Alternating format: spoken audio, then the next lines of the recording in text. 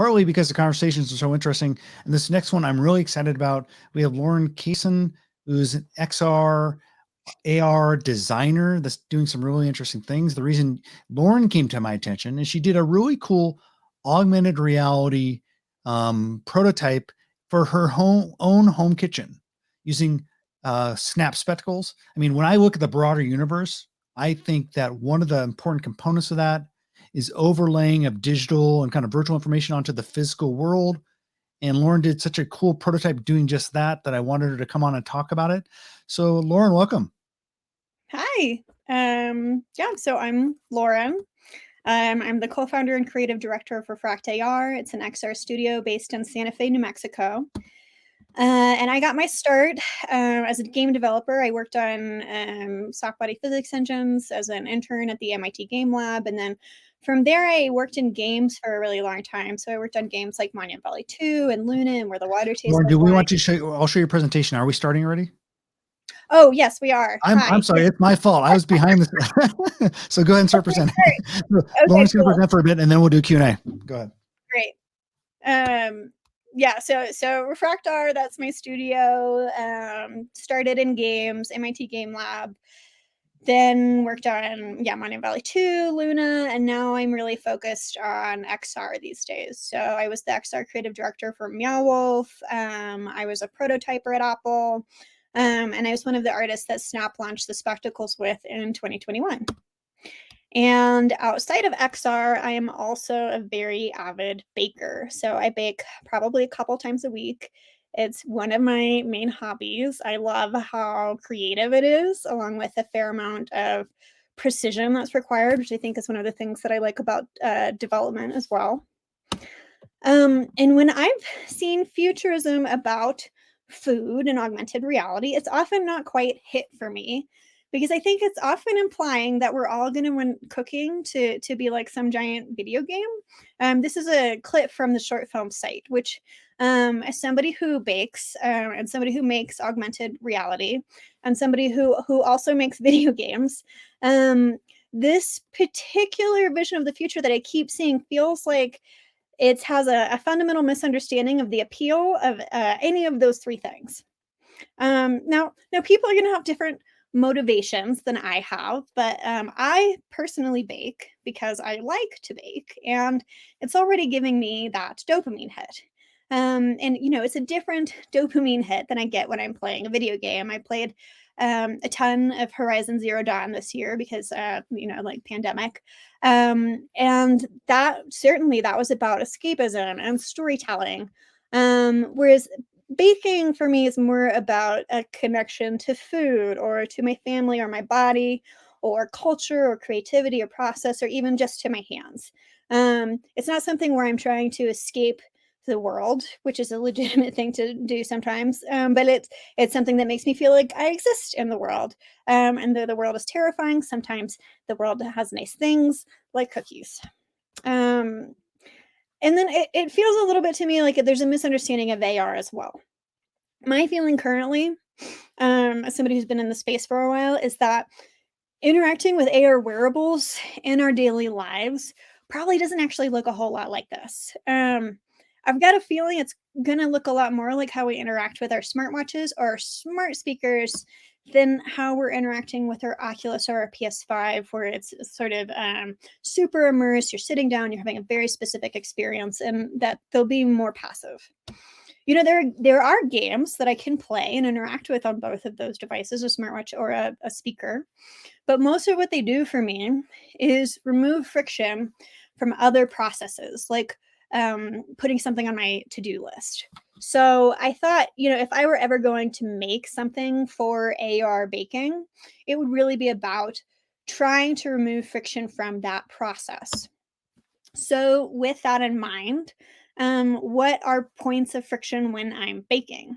When it's like converting measurements, getting my phone all sticky when I'm checking ingredients, setting 3 timers on my phone, one for the caramel, one for the oven, and like forgetting which timer is what, walking back and forth between the KitchenAid and the recipe book, remembering the stuff that my dad taught me about rolling out a pie crust, which I always forget.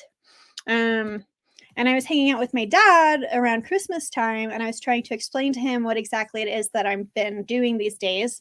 And I'd been chewing on this conceptually for a while. So I spent an afternoon putting a proof of concept prototype together with the spectacles. And again, it was really meant to be about removing those points of friction from the process that brings me joy already, not about fundamentally changing my headspace while I'm doing it. And I wanted to show my dad the spectacles, and he helped me make a pie, and we had a nice afternoon. So this prototype proof of concept that I made in a day was accidentally the most popular thing I have ever made. And the reaction was also pretty mixed. There was a lot of people who were like, oh my God, take my money. There was also a lot of people who were really freaked out by it. A lot of people expressing fear around the idea of technology invading a space and a process to them that felt very sacred. Worry about how safe AR in a kitchen could even be. Fear that if they were using technology while they were doing this thing, that they wouldn't be baking really anymore, that it makes it feel like not as personal. There's this one guy who I think I don't even know if he was trolling me or not, but he was like, "Get that stuff off your face and get back in the kitchen." And I was like, I'm literally I'm in the video, I'm in, but like outside of that guy, I think there was something to that for all of us to be listening to. So based on some of the feedback that I got from folks, I made the second video where you can pin the recipe, but it still goes with you, where you can label foods with the amounts that you need, and measure out distances with cookies. And then there I am, and I'm wearing the same outfit. If I were to go do a third iteration on this, again, really trying to pay attention to the feedback I received, some things I'd want to take into consideration would be safety when you're dealing with things like a hot surface, with steam, with fire. How do you make sure that no one ever ends up with their vision obscured in a dangerous way? I'd want to look into, generally, how do you reduce the number of pixels being rendered on screen ever? So only show me the amount of the ingredients when I picked the ingredient up. Or I'd want to explore voice input versus gesture, which is what I had originally used as gesture. And showing, only the steps of the recipe that you're currently on. I didn't originally include any 3D. I didn't really see the usefulness of a 3D pie. However, the app that I built assumes that you already have, or the prototype, that you have mastery and that you're trying to simplify your process. Whereas if it were about learning to bake, I do think seeing a volumetric capture of something like how a meringue should peak when you pull out your whisk would actually be really helpful. And looking at the feedback that I got from people about like, hey, I'm like really freaked out by the idea of this thing in a space that for me feels very sacred. There's a lot of things about that I'd want to explore, but one of the easiest ones to me felt like looking at this prototype from less of a consumer perspective and actually looking at it from a commercial kitchen's perspective. That I think the application of this kind of technology probably makes more sense actually when you're dealing with a lot of dishes and tight timelines. And putting this thing out there and like getting the reaction that I did got me thinking that most of the sort of speculative work that's out there currently about augmented reality and food is generally presenting a dystopic vision. So you've got like hyper reality in this like scary grocery store that's like super overlaid. Or there was this like short video about a smart fork that bosses you around and tells you to eat your dang salad. And those are really good. These are really useful and they're important and they're asking important questions. Hyper reality, I'm so glad we have it because we all have that counterpoint that we can point to and be like, I don't think we want that particular world. And like I think that had been me for a while, saying like I don't want cooking to be like games. And what I think is the slightly harder thing for me, at least, to do as somebody, why are my videos not playing? As somebody who is very excited by the technology, but very scared of also its potential harm is, instead of saying like, this is what the bad version looks like, and only saying here's the bad version, that like a slightly harder thing to do is to say, you know, what might the good version look like? What do we want? What do we think we might want? Or here's our shot at it. What do you think, world?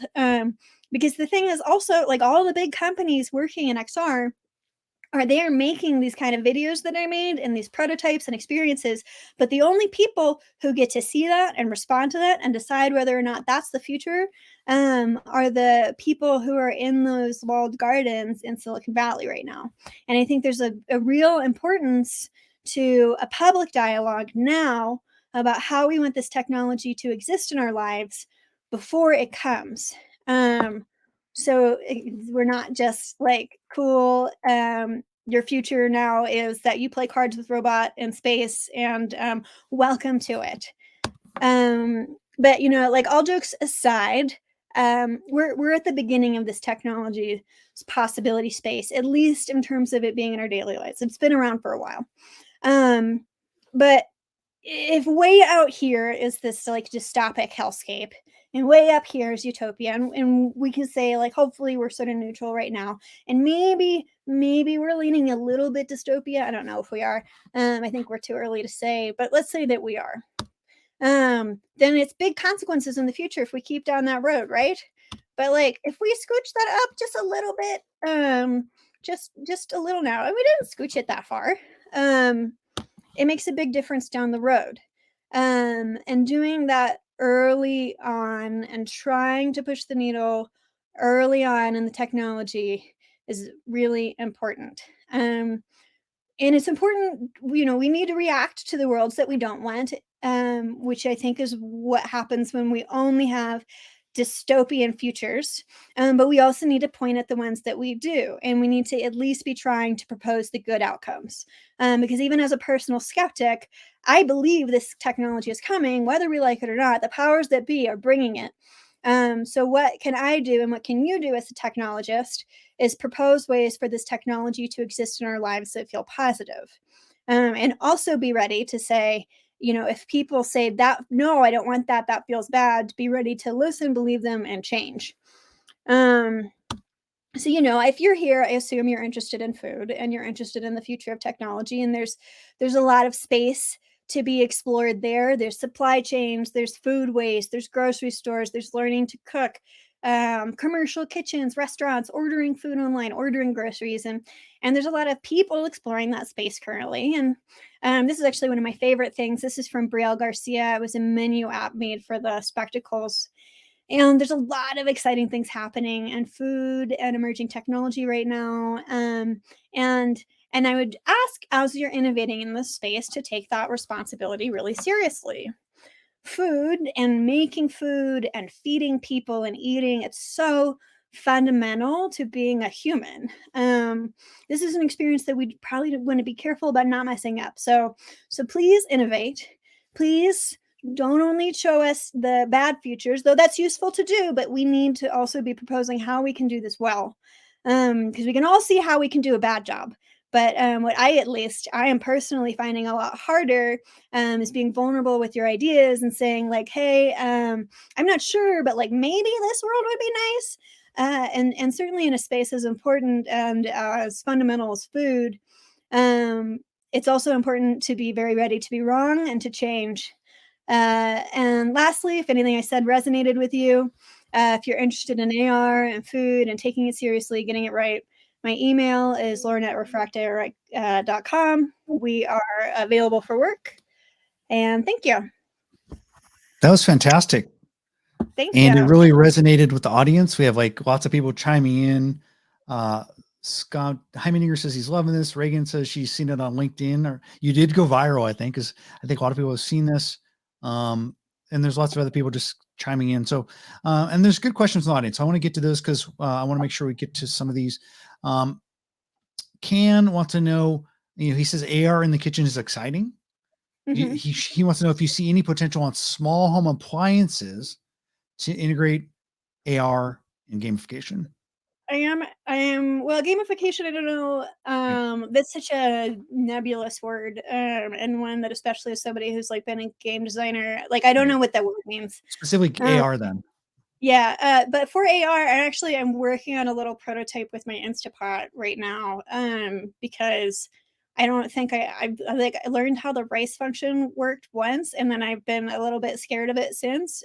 So A, trying to actually figure out how my device works, and then B, that I think there's potential for those appliances, and there is a startup that had a really interesting app. Gosh, I can't remember the name of it, but they basically like integrated your KitchenAid and your Instapot and anything that had a digital reader. Yeah.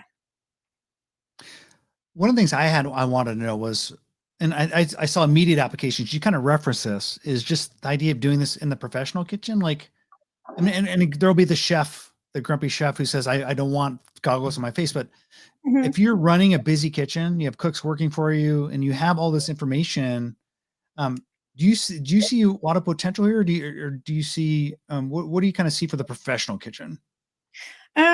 I do think that that has the highest possibility space for an application like this, but I also think that the concerns that people have about safety for something like this in a kitchen are really legitimate. And the only way to know would be to test, would be to work with a professional kitchen.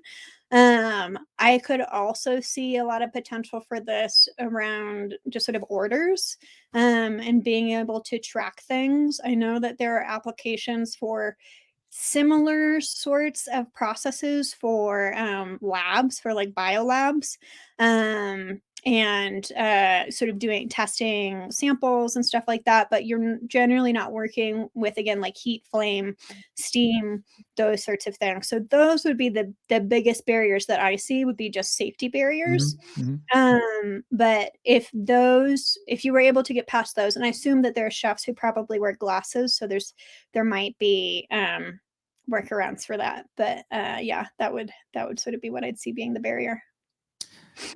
What about in like the front of house, like a menu? Because there have been a couple startups I've seen there, Mhm. or like just in a food service organization. Do you see potentials for customers using augmented reality as a way to enhance their experience if you're like a food service operator? Yeah. So there's Brielle Garcia's her menu app that she created for Snap, which was a prototype where you're able to sort of scroll through the foods.